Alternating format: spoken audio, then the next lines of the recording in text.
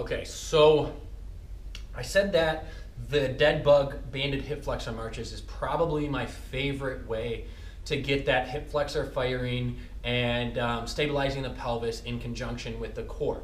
Now, for some people that may not be doable right away, and so we simplify things, we regress things, and I have two movements for that, all right? The first one's just a simple dead bug. Okay, so it's what we did, but without that band, which is gonna allow us to hold that position better and give our pelvis an easier time stabilizing.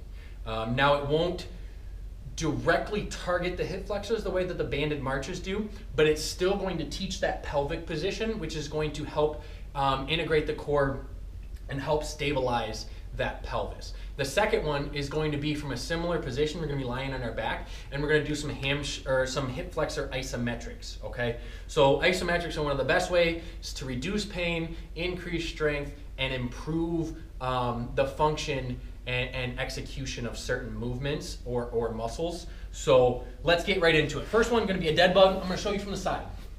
Just like before, we're going to get into that 90 position, so 90 at the knees, 90 at the hips, 90 at the ankles, 90 at the shoulders / arms. From here, all we're going to do is extend one leg out, hold, hold, hold, and then back in.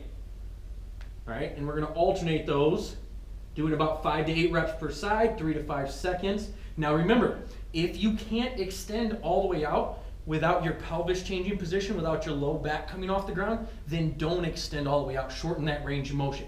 If you want to make this a little bit harder, you can go opposite arm and leg extending out. 3 to 5 second hold, and then back. And what that's going to do is really lengthen out that chain and make it even harder to keep that pelvis stable and the low back pressed into the ground. All right. So the next drill is that hip flexor isometric that I was talking to you about. And we're going to do this in 3 different positions, 3 different angles. I'll show you from the side first, and then I'll rotate so you can see the various angles.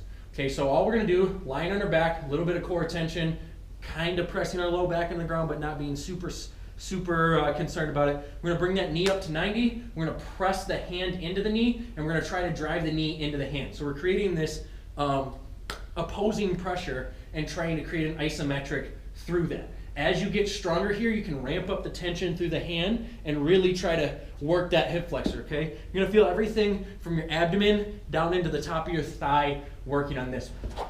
All right, so I'll show you what I mean by the 3 angles.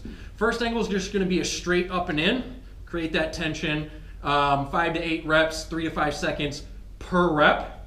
And then we're going to go out at an angle, like so, trying to keep the toes mostly pointed up, following the tracking of the knee. And then we're gonna go nice and wide, very far out, okay?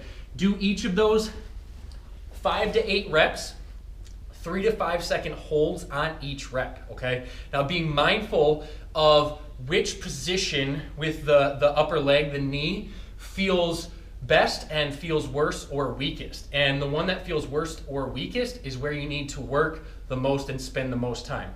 All right, so if the dead bug marches were not doable or not doable yet, give these 2 a try. It'll give you the same sort of input, the same sort of results, and you won't have to have quite the same level of execution. All right, let me know what you think.